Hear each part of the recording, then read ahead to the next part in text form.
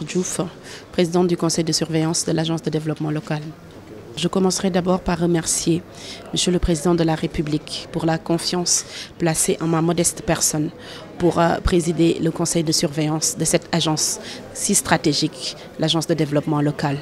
Mes remerciements vont aussi au Premier ministre Ousmane Sonko qui ne ménage aucun effort pour conduire la politique et la vision du Président de la République. Donc mes salutations d'usage chaleureuse à l'endroit de M. Signaté, le directeur général de l'Agence de développement local. Oui, je viens d'être installée aujourd'hui pour un moment très solennel et très représentatif pour moi. Vous me permettrez juste de m'incliner sur la mémoire de mon père, Chérif El Walid Diop,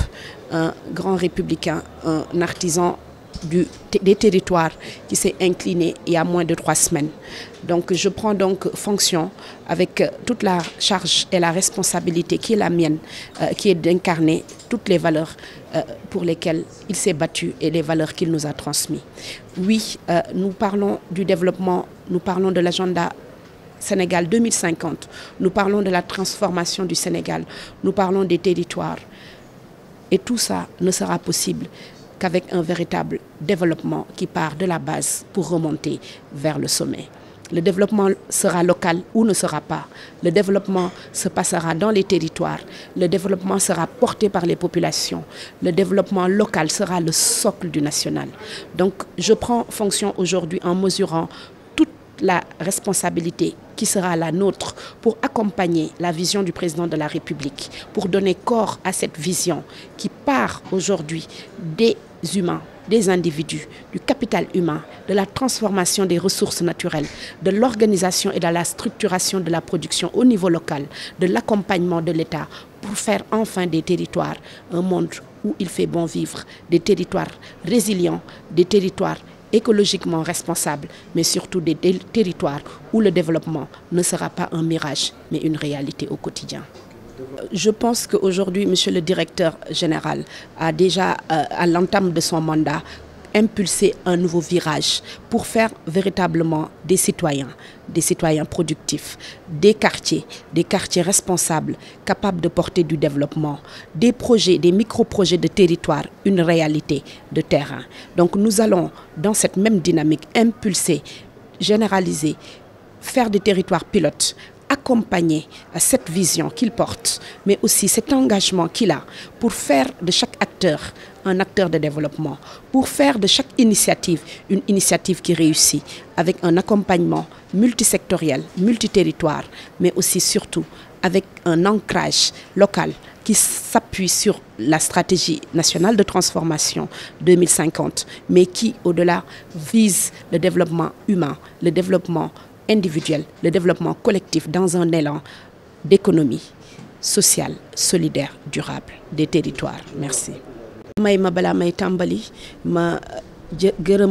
Monsieur le Président de la République Bassirou Diomaye Diakhar Faye ci tànn ak wóolute bi nga xam ne am na ko ci suñu jëmm yi pour teg ñu fii nga xam ne mooy ci présidence conseil de surveillance agence de développement local. ñuy sant aussi di gërëm monsieur le Premier ministre Ousmane Sonko bi nga xam ne mu ngi def lépp li nga xam ne mu ngi ci mën-mënam pour que Sénégal nekk Sénégal bi nga xam ne danañ ko ràññee ci àddina.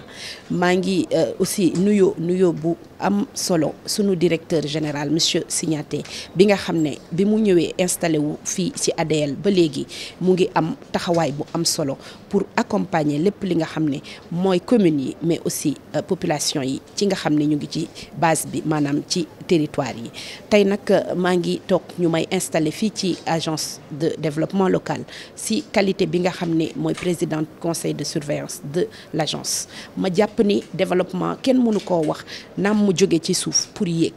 lépp li nga xam ne dañ ko bëgg a réussir au niveau national il faut que mu tàmbalee ci suuf tàmbalee ci nit ñi tàmbalee ci gox-goxaat yi tàmbalee ci lépp li nga xam ne mu ngi ci suñu territoire yi. que ni développement moom ci suuf rek la mën a jógee pour yéeg lépp li nga xam ne dañ ko mbébét ci kaw pour mu am dëgg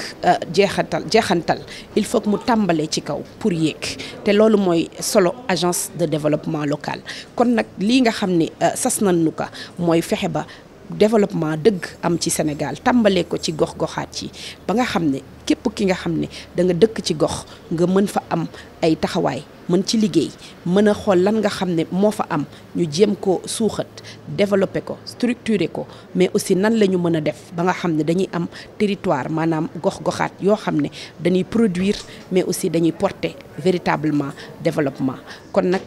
gis-gis bi nga xam ne président de la République am na ko ci li nga xam ne mooy agenda national de transformation li mu wax mooy ci territoire yi ak ci gox-goxaat ci lay tàmbalee ci nit ñi la war a egg te pour loolu agence bi nga xam ne mooy agence de développement local dafa am donc sas bu mag a mag pour mën a jëmmal gis-gis boobu nga xam ne moom la président bi am. ñun nag ñu ngi tey ji ci bés bu am solo pour ñun ndax suñu way jur ba mu wàññeeko ak léegi matagul ñetti ayu bés kon nag ñu ngi aussi jël fonction di incliné wu ci mémoire am mais aussi di fasante kóllëre boo xam ne lépp li nga xam ne mooy valeur yum ñu tàggatee danañ ko jéem a porter muy respect muy liggéey muy dëggu muy intégrité valeur yi nga xam ne jàpp nañ ne suñ ko amee mbubboo ko dinañ développer Sénégal jóge ci suuf yéeg ngir que Sénégal yëpp mën ci gis seen bopp. gëm ak gis-gis bi ma am ba nga xam ne tàmbaliwul tey depuis monsieur directeur ñu tabb ko gis naa li nga xam ne moom mooy yéeneem maanaam fexe ba commune bu nekk département bu nekk mais aussi quartier yi nga xam ne ñoo fa nekk ñu mën a porter véritablement développement. kon ñun suñu rôle tey mooy accompagner vision boobu accompagner impulser maanaam fexe ba nga xam ne dinañ juddul